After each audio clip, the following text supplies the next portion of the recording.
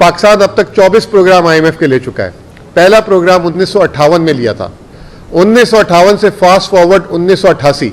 मैं 1988 का जिक्र इसलिए करना चाहता हूं कि 1988 से पीएमएलएन और पीपीपी ने बाकायदा तौर पे जो है अपनी हुकूमतें बनाई। 1988 से लेकर 2024 तक पाकिस्तान ने आईएमएफ के 14 प्रोग्राम दिए, जिसमें से सिर्फ एक प्रोग्राम पूरा हुआ और 13 प्रोग्राम नामुकम्मल रहे। जब 13 दफा प्रोग्राम 1988 से लेकर 2024 तक नामुकम्मल हुए तो उस वक्त तो किसी ने किसी को यह नहीं कहा कि इनकी वजह से मुल्क जो है डिफॉल्ट की तरफ चला गया। नंबर एक, उन 14 प्रोग्रामों में 12 प्रोग्राम जो है पीएमएलएन और पीपीपी ने लिए। उन 12 प्रोग्रामों में सिर्फ एक प्रोग्राम पीएमएलएन ने मुकम्मल किया। पाकिस्तान की तारीख का सबसे बड़ा प्रोग्राम पीपीपी ने लिया 2008 में $10 अरब का और उसको भी नामुकम्मल किया। फिर उसके बाद दूसरा बड़ा आईएमएफ का प्रोग्राम पाकिस्तान की तारीख में लिया पीएमएलएन ने 2013 में $6.5 अरब का। पीटीआई जब 2018 में आई तो हमें ताने दिए गए कि इन्होंने पहले दिन से आईएमएफ का प्रोग्राम क्यों नहीं लिया। इमरान खान ने उस वक्त 10 महीने नेगोशिएट करके आलमी दुनिया से $10 अरब लेकर आए, चीन से, सऊदी अरब से, यूएई से। उसके बाद आईएमएफ की कंडीशन को नरम कराया और फिर जाके आईएमएफ का प्रोग्राम लिया। इमरान खान का प्रोग्राम भी $6.5 अरब का था और उसमें से इमरान खान ने आधी रकम भी नहीं ली।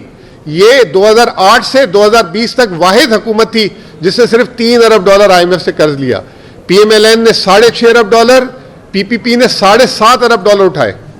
उसके बाद आपके सामने आपको याद होगा कि 5 फरवरी 2022 को आईएमएफ ने पीटीआई को $1.25 अरब की किस्त दी थी और ठीक उसके एक महीने बाद नो कॉन्फिडेंस मूवमेंट आ गई। हमें यह बोला गया कि हमने पेट्रोल की कीमत और बिजली की कीमत कम करके प्रोग्राम को सबूताज किया। कैसे मुमकिन हो सकता है कि एक महीने पहले $1.25 अरब मिल रहे हैं और एक महीने बाद सबूताज हो गया। उसके सबूत 3 से 4 दफा आईएमएफ के रिपोर्ट्स रिव्यू आ चुके हैं। किसी एक रिव्यू में एक लाइन बता दें कि आईएमएफ प्रोग्राम आईएमएफ ने सस्पेंड किया, ये झूठ बोलते रहे।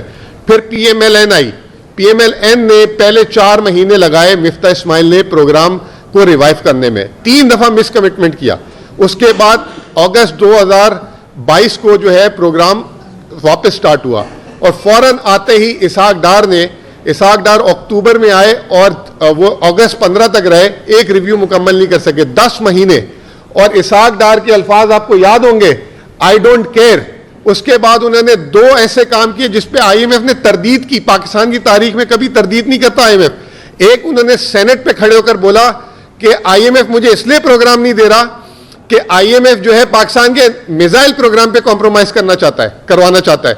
आईएमएफ ने लेटर लिखा, तरदीद की। फिर उसके बाद 2 सूबों में इलेक्शन नहीं हो रहे थे तो फिर इन्होंने कहा कि ईसीपी, हम इसलिए ईसीपी को फंड जारी नहीं कर रहे क्योंकि बजट डेफिसिट आउट हो जाएगा। आईएमएफ ने मना किया।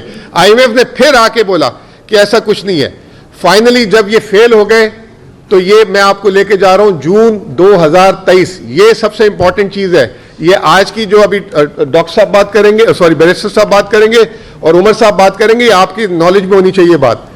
आईएमएफ ने हमसे राब्ता किया, मैं सऊदी अरब हज पे था, हमसे राब्ता किया। उस वक्त ना हम कौमी असेंबली में थे ना सूबाई असेंबली में थे।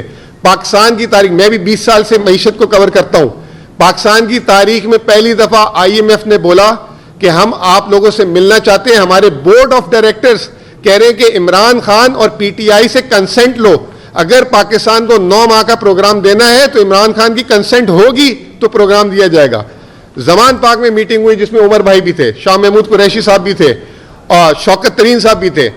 1.25 घंटे की मीटिंग में आईएमएफ से पूछा कि आप ये प्रोग्राम क्यों देना चाहते हैं। उन्होंने कहा कि पाकिस्तान को अगर हमने इस वक्त प्रोग्राम नहीं दिया तो पाकिस्तान दिवालिया हो जाएगा। तो खान साहब ने कहा तो दे दें। उन्होंने कहा हमारे बोर्ड ऑफ डायरेक्टर्स की गाइडलाइंस है कि पीटीआई की कंसेंट लें, अगर पीटीआई की कंसेंट नहीं होगी तो ये प्रोग्राम नहीं होगा। उस वक्त खान साहब पॉलिटिकली 200 मुकदमे हो चुके थे, बहुत चीजें हो चुकी थी, उन्होंने उसको साइड पे रखा, प्रोग्राम की कंसेंट दी। खान साहब ने पूछा कि ये प्रोग्राम है क्या। उन्होंने कहा 9 महीने का प्रोग्राम है 3 हिस्सों में। पहला हिस्सा पीडीएम, दूसरा हिस्सा केयर टेकर, तीसरा हिस्सा नई गवर्नमेंट जब केयर टेकर आएगी, नई गवर्नमेंट आएगी उसको हम किस देंगे। खान साहब ने उस पर जवाब में बोला कि क्या गारंटी है कि इलेक्शन हो जाएंगे। उस वक्त नवंबर में इलेक्शन होने थे। आईएमएफ ने कहा कि नवंबर में हमें हुकूमत ने कहा कि इलेक्शन होंगे। IMF खान साहब ने कहा कि can you guarantee free fair and timely election, तो उन्होंने कहा ऑब्वियसली ये जो आखिरी पार्ट है, जो तीसरा जिसमें हमने आखिरी केस जारी करनी है, वो नई हुकूमत को उसी वक्त मिलेगी जब नई हुकूमत बनेगी। यहां बात खत्म नहीं होती। नवंबर में पहला रिव्यू होता है इस प्रोग्राम का, पहला रिव्यू होता है। IMF पाकिस्तान आती है 2 नवंबर को। 4 या 5 नवंबर को, ये शर आप लोगों के लिए आज पहली दफा बाद में मैं कर रहा हूं, 4 या 5 नवंबर को IMF ने फिर PTI से राब्ता किया और बोला कि IMF के बोर्ड ऑफ डायरेक्टर्स की रिक्वायरमेंट है आप लोगों से मिलने की। मैंने जो है पैगाम भिजवाया कि जी उस वक्त तो इमरान खान साहब जेल में नहीं थे, अब वो जेल में है और बाकी लीडरशिप हाइडिंग में, मुमकिन नहीं हो सकता। उन्होंने 15 नवंबर को रिव्यू मुकम्मल किया, जिसकी किस्त 7 दिसंबर को जारी होनी थी, वो जारी नहीं हुई।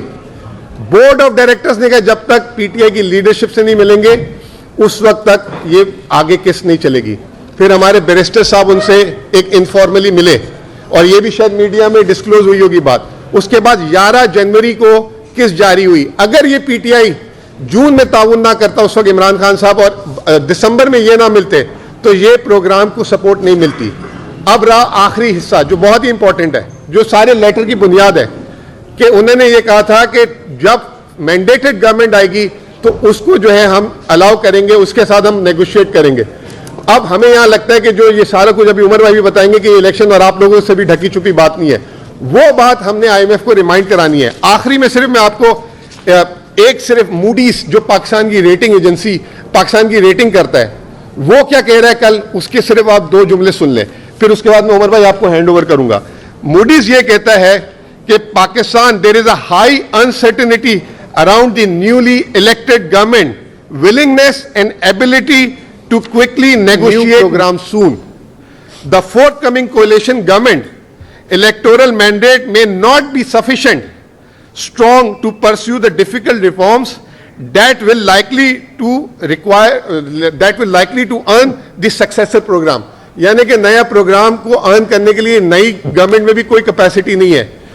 एक सिर्फ आपको बात बता दूं कि ये प्रोग्राम जो अभी चल रहा है ये 30 मार्च को खत्म होगा, आज से 1 महीना 1 दिन बाद, और उसके बाद नया प्रोग्राम शुरू होगा जिसके बारे में हमने IMF से बात की है।